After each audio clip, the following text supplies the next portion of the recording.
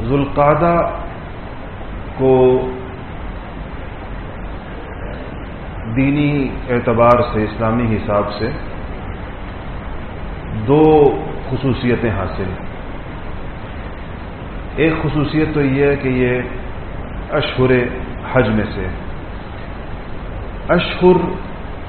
شہر کی جمع ہے، اور شہر عربی کے اندر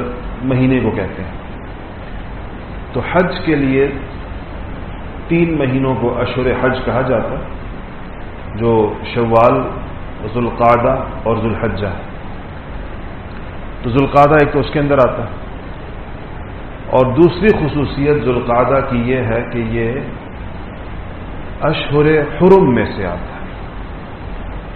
اشہر حرم کا مطلب، اشہر کا مطلب تو پھر وہی مہینے کی جمع ہے، اور حرم کا مطلب ہے حرمت والے ہیں، جن میں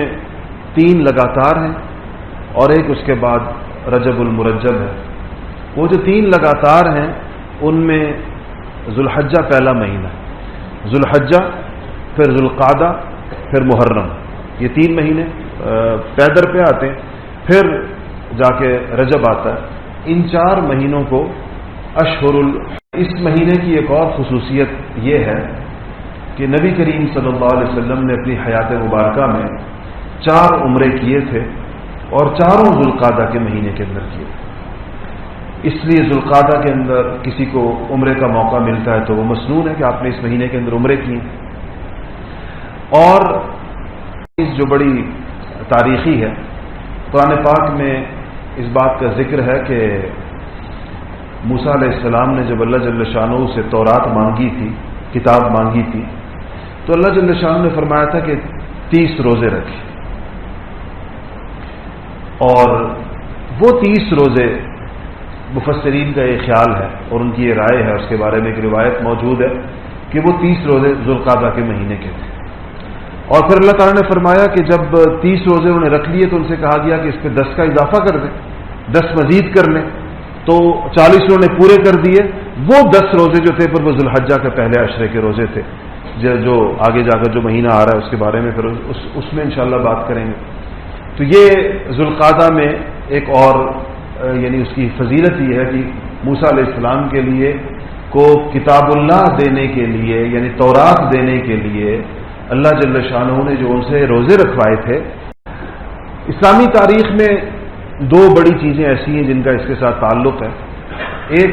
صلح حدیبیہ ذوالقعدہ کے اندر ہوئی تھی، جس کو قرآن نے فتح مبین کہا، اور جب بظاہر وہ بڑی ایسی شرائط پر ہوئی تھی کہ ظاہری شرائط میں مسلمانوں کے ہاتھ لگتا تھا، کچھ نہیں آیا اس میں، اور کہا گیا کہ یہ فتح مبین ہے۔ سیدنا عمر فاروق رضی اللہ تعالی عنہ نے رسول اللہ صلی اللہ علیہ وسلم سے پوچھا کہ یا رسول اللہ یہ کیسی فتح، اس میں ہمارے ہاتھ کیا چیز ہے؟ واپسی بھی ہے، عمرہ بھی نہیں کر رہے، اور یہ بھی طے ہو گیا کہ ان کا بندہ واپس جائے گا، ہمارا بندہ واپس نہیں آئے گا، جو صلح حدیبیہ کی شرائط تھی۔ انہوں نے کہا یا رسول اللہ یہ کیسی فتح؟ لیکن آپ نے فرمایا کہ فتح مبین ہے، قرآن نے انا فتحنا لک فتحا مبینا۔ تو اور اللہ جل شانہ نے اس کے بعد پھر دکھایا کہ وہ واقعی ایک آخری، اس کے بعد تو پھر گویا فتوحات کا ایک ایسا تسلسل تھا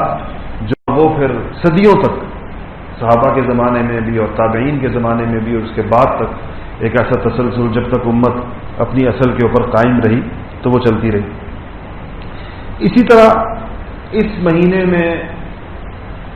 جو مشہور غزوہ بنو قریظہ جس کو کہتے ہیں، خندق سے، جس کو غزوہ احزاب بھی کہتے ہیں، قرآن کے اندر ایک سورت ہے سورۃ الاحزاب کے نام سے، تو اس غزوہ احزاب سے، جس کو ہم غزوہ خندق کہتے ہیں، اس غزوہ خندق سے نبی کریم صلی اللہ علیہ وسلم کی جب واپسی ہوئی، غزوہ خندق ختم کیسے ہوا تھا کہ کفار اپنا محاصرہ چھوڑ کر چلے گئے، ان پر اللہ تعالیٰ نے ہوا بھیج دی،